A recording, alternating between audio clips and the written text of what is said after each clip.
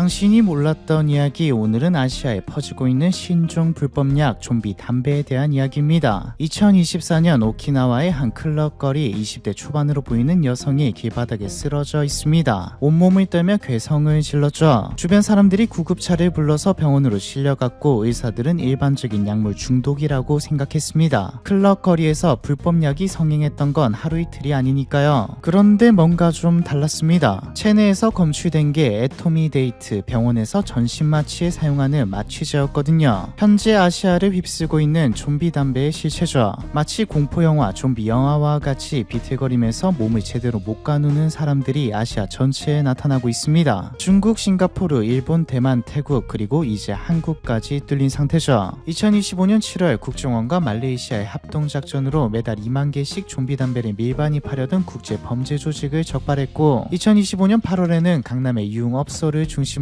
좀비 담배를 유통시킨 조직원 10명을 검거하기도 했습니다. 어이가 없는 건 다이어트 효과가 있다며 젊은 여성들을 타겟으로 판매해왔다는 것이죠. 암수범죄인 불법약 범죄 특성상 밝혀진 것만 이 정도면 사실 이미 많이 퍼져 있다고 봐야 합니다. 그런데 그나마 한국은 나은 편이죠. 싱가포르 당국이 2025년 7월에 압수한 전자담배를 무작위로 검사한 결과 3개 중 1개에서 좀비 담배 성분이 검출되었습니다. 싱가포르는 2018년부터 전자담배 사용을 아예 금지한 국가인데 말이죠. 2025년에 적발된 것만 벌써 327명이고 홍콩에서도 매년 300건이 넘는 사례가 보고되고 있습니다. 싱가포르 로런스 웡 총리는 대국민 담화에서 지금까지 우리는 전자담배를 담배처럼 취급해왔다. 기껏해야 벌금 정도였지만 더 이상 충분하지 않다라고 말하며 좀비 담배에 대한 처벌을 강화하기로 했고, 동남아시아를 비롯한 모든 국가에서 좀비 담배에 대한 강경 대응을 한다고 말하고 있죠. 이례적이라고 생각될 정도로 다른 불법 약들에 비해서도 강경하게 대응하고 있는데 이유는 간단합니다. 중독성이 강한 것도 있지만 접근도 너무 쉽고 속에서 하게 만드는 것도 너무 쉬운 데다 젊은 층을 중심으로 청소년에게까지 퍼지고 있거든요. 한국에서 다이어트에 효과가 좋다고 판매한 것만 봐도 알 수 있듯 그냥 전자담배인데 새로운 맛이다, 한번 해봐라는 식으로 권하고 피는 순간 인생 끝나는 거죠. 파는 사람은 중독되면 그 자체로 고객 확보니 권하는 것이고요. 그래도 다른 불법 약들은 티가 나지만 이건 티 안 나게 권할 수 있는 것이죠. 그리고 하나 더 특이한 건 일반적으로 불법 약들은 아시아보다는 서양권이 불법 약에 대해 더 관대하기 때문에 서양권에서 유행한 후 아시아권에 들어오는 수순을 밟는데 좀비 담배는 아시아권에서부터 퍼지고 있다는 점입니다. 도대체 어쩌다 이렇게 된 걸까요? 먼저 좀비 담배의 주성분인 애토미데이트는 1972년 얀센이 개발한 마취제입니다. 짧은 지속 기간을 갖는 비교적 안전한 마취제로 간주되었죠. 다만 반복 투여 시 부작용이 강해서 병원에서도 연속 투여는 잘 안 하는 약물입니다. 프로포폴이 등장한 후 사용량이 줄어든 약물이기도 하죠. 잘못 사용하면 오용하면 부작용으로 근육 경련을 일으키는데 이게 좀비 담배를 사용한 사람들이 좀비처럼 떨면서 이상하게 움직이는 이유입니다. 근데 뭐 의료용이었기에 의사의 감독 아래에서 적절하게만 사용한다면 문제없고 실제로 얼마 전까지도 문제는 없었죠. 애토미데이트가 잘못된 게 아니라 잘못 사용했기 때문에 좀비 담배라는 것을 만들었기 때문에 문제가 된 겁니다. 좀비 담배가 어떻게 탄생하게 되었는지 보려면 1990년대로 가야 하죠. 1990년대 초 미국 사우스 캐롤라이나주 클램슨 대학의 유기화학 교수였던 존 허프만은 연구를 하고 있었습니다. 허프만의 연구는 인간의 뇌에서 통증을 조절하는 메커니즘을 이해하고 더 나은 진통제를 만들어내는 것이었죠. 1994년 JWH-018이라는 이름의 물질을 만들어내는데 JWH는 허프만 박사의 이니셜이고 018은 18번째로 만들어낸 화합물이라는 뜻이었죠. 실험 결과 허프만 교수가 만든 물질은 대마초의 주성분인 THC보다 훨씬 강력한 효과를 보였습니다. 비슷한 시기 중국은 개혁 개방을 통해 급속한 경제 성장을 하고 있었습니다. 수많은 기업들이 중국으로 들어와 투자하고 생산 기지를 만들었죠. 그리고 다양한 산업 중에서도 각광받았던 분야가 화학, 그 중에서도 의약품 분야였습니다. 보통 큰 규모의 화학회사, 의약품 회사들은 선진국에 위치해 있는데 선진국은 각종 법과 규제가 엄청나게 빡셌거든요. 중국으로 가면 노동력도 싸지만 규제도 느슨했기에 수많은 화학 공장들이 중국에 세워지기 시작했습니다. 해외 기업뿐만 아니라 중국인들도 직접 기업이나 공장을 차리기도 했죠. 당연하게도 처음에는 합법적인 의약품들만 생산을 냈습니다. 하지만 리서치 케미컬 시장을 발견한 뒤 조금씩 변화하기 시작했죠. 리서치 케미컬은 디자이너 드럭이라고 불리기도 하는데 대충 설명하면 화학자들이 만든 불법약과 비슷한 효과를 내는 걸 뜻합니다. 핵심은 이게 불법 불법이 아니라는 것이죠. 비슷한 효과를 낸다는 것에서 알 수 있듯 화학적으로 뭘 어떻게 바꿔서 법망을 피해 판매하는 겁니다. 애초에 국제적인 범죄 조직들이 활개치던 중국이었기에 불법적인 파트까지 번지는 건 순식간이었죠. 중국에서 만들거나 방법을 들고 나와서 다른 지역에서 만들어서 팔아먹는 구조가 이때부터 시작되었습니다. 허프만 교수 이야기하다가 갑자기 중국 이야기, 리서치 케미칼 이야기가 왜 나오냐? 중국에서 대량 생산된 JWH-018이 시장에 풀리면서 리서치 케미칼, 디자이너 드럭 시장이 급성장했거든요. 정확히는 합성 카나비노이드, 합성 대마 시장이 급성장했습니다. 2000년대 중반부터 유럽에서는 스파이스라는 제품이 팔리기 시작했는데 포장에는 인체 섭취 금지라는 경고문이 쓰여있긴 했지만 모두가 알았죠. 이게 대마를 대체할 수 있는 것이자 심지어 합법이라는 것을 말이죠. 스파이스의 정체는 말린 식물잎에 JWH-018을 뿌린 것이었습니다. 대마보다 몇 배나 더 강한 효과를 일으키면서도 불법에 속해 있지 않았기에 일반적인 약물 검사에서 걸리지도 않았죠. 스파이스는 얼마 안가 뉴질랜드, 호주에도 퍼졌습니다.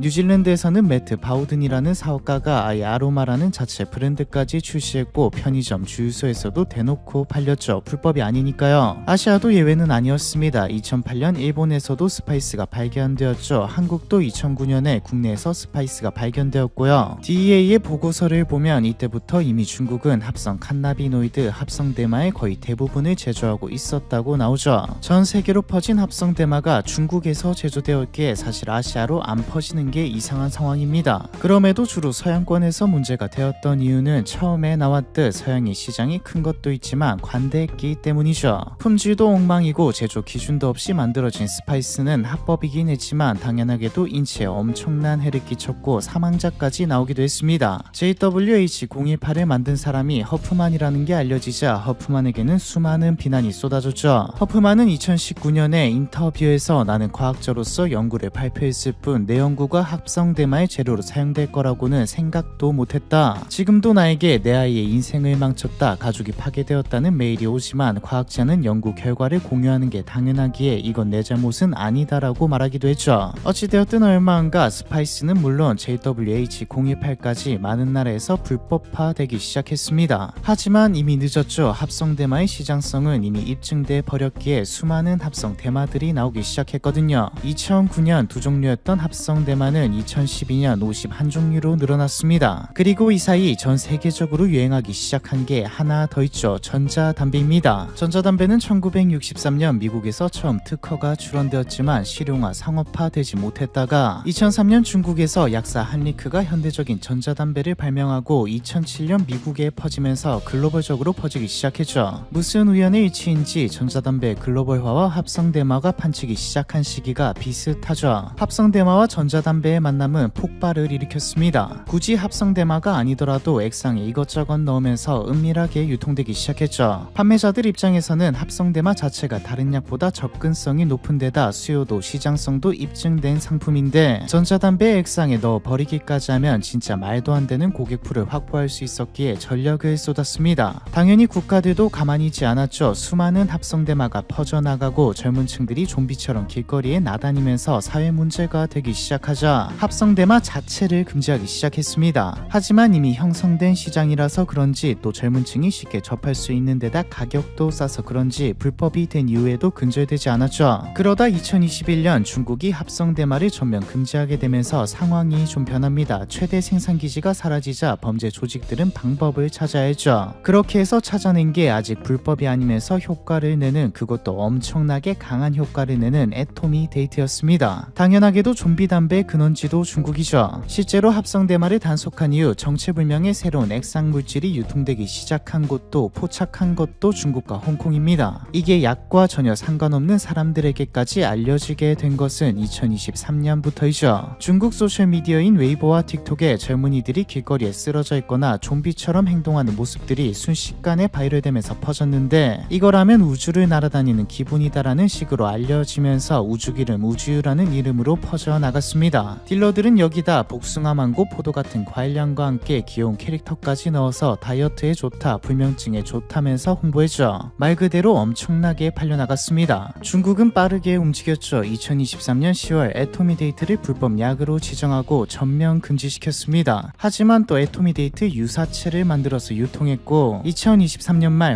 홍콩에는 좀비 담배 애토미데이트 사용으로 응급실에 실려오는 환자가 급증했죠. 2024년 상반기 기준 7,000개 수준이던 좀비 담배의 압수량은 2025년 25만 개로 증가했고요. 유사체까지 전부 법으로 금지했음에도 일어난 일이죠. 범죄 조직 딜러들 입장에서 우주유 좀비 담배는 메가히트 상품이 되었습니다. 이제 이전의 약들과 같이 다른 국가에 팔면서 수익을 극대화해야 하는 단계인데 좀비 담배는 이전의 불법 약들과 좀 다른 면이 있었고 상황도 조금 달라졌죠. 일단 전자담배라는 요소 자체가 서양보다 아시아에 더 잘 먹히는 상품입니다. 흡연율만 봐도 상위권은 아시아 국가들이 다 먹고 있죠. 불법약이 가장 큰 시장으로 여겨지는 미국만 봐도 남성의 흡연율은 22%, 여성의 흡연율은 16%입니다. 중국의 경우에는 남성의 흡연율이 50%에 가깝고 한국도 남성과 여성 각각 40%, 20% 정도 되죠. 일본도 미국보다 높고요. 결정적으로 트럼프가 대통령이 되고 또 중국과의 패권 경쟁이 더 심해지면서 불법약에 대한 단속이 심해진 상황인데 반대로 아시아 국가들에서 불법약 사용량은 확 늘어나고 있죠. 당장 한국도 몇 년 전부터 더 이상 청정국이 아니다부터 시작해 뉴스에서도 불법약 관련 이야기를 어렵지 않게 찾을 수 있을 정도입니다. 가깝고 구매력도 높은 데다 한국과 일본 같은 주요 국가뿐만 아니라 애초에 저렴하기 때문에 동남아 시장까지 노려볼 수 있기에 중국의 범죄 조직들은 좀비 담배를 서양이 아닌 아시아에 퍼뜨리기 시작했습니다. 결과는 대성공, 아시아 국가들에게는 재앙이 되었죠. 2024년 초 태국 방콕에서는 고등학교에서 학생들이 전자담배를 피고 동시에 쓰러지는 사건이 발생하고 법이 엄격하기로 유명한 싱가포르에도 소셜미디어와 메신저를 통해 유통되면서 중학생이 사용한 경우까지 발생했습니다. 중고등학생이 좀비 담배를 사용했다는 건 단순히 충격적이다가 아니라 그만큼 접근성이 뛰어나다는 뜻이었죠. 일본의 경우는 2024년 가을쯤부터 오키나와를 중심으로 서서히 퍼지기 시작하더니 클럽에서 유행이라는 말이 돌았을 정도로 퍼져나갔습니다. 불법 약물로 지정되지 않아서 걸리지도 않았고요. 이외에도 말레이시아, 베트남, 필리핀 뭐 다 퍼졌습니다. 대응 방식은 이전에 합성 대마가 퍼졌을 때와 같았죠. 문제가 되는 해당 물질을 불법으로 지정하는 겁니다. 일본도 한국도 이미 했죠. 그럼 이제 일단락 된 걸까요? 아니죠. 이때까지 쭉 보셨다면 느끼실 겁니다. 어쩌면 이제 시작일 수도 있죠. 불법으로 지정한다고 해도 법의 사각지대에 있을 때보다는 훨씬 덜해지겠지만 완전히 사라지는 것도 아닌 문제가 있지만 가장 큰 문제는 분명히 다음이 있을 거라는 겁니다. 사실 좀비 담배가 퍼질 때 이미 애토미데이트뿐만 아니라 액상에서는 수많은 불법 약들이 검출되었습니다. 애토미데이트를 지구상에서 사라지게 만든다 하더라도 전자담배가 합법적으로 유통되는 이상 접근성이 좋다는 것을 이용해 액상을 통해 불법 약들이 유통되는 건 막기 힘들죠. 앞선 이야기들에서 나왔듯 시장성이 입증된 상황에서 범죄 조직이 멈출 가능성은 없습니다. 전자담배를 이용한 영업은 내가 불법 약을 사용할 생각이 전혀 없더라도 접하고 중독될 위험이 높기에 악용하기 너무 좋기에 똑같은 방식으로 다만 다른 약물로 또 퍼지겠죠. 이게 싱가포르가 전자담배 자체를 금지한 이유이기도 합니다. 그리고 양상을 보면 더 강력한 것들이 나올 가능성이 높죠. 정부들의 대응은 과거보다 훨씬 빨라졌습니다. 문제가 된다 싶으면 바로 금지해버리죠. 이 말은 판매자들이 자유롭게 팔 수 있는 기간이 짧다는 뜻이기도 합니다. 그럼 중독성과 효과가 더 강한 한 번 하면 못 끊는 쪽으로 단기간에 많이 팔 수 있는 쪽으로 발전하겠죠. 로런스 웡 총리도 지금은 애토미데이트지만 앞으로는 더 강력한 것이 나올 수 있다라는 말을 했고요. 개인적으로 이 이야기를 보기 전까지만 해도 그래 차라리 담배보다 전자담배로 많이 옮겨가는 게 낫지 않나라는 생각을 하기도 했지만 이게 범죄에 악용되는 걸 보니 위험성을 보니 그냥 전자담배 자체를 싹 없애는 게 싱가포르처럼 하는 게 차라리 나을 것 같다는 생각이 들기도 하네요. 적어도 접근성은 훨씬 낮아질 테니까요. 아시아를 덮친 좀비 담배에 대한 이야기 이번 편은 여기까지입니다.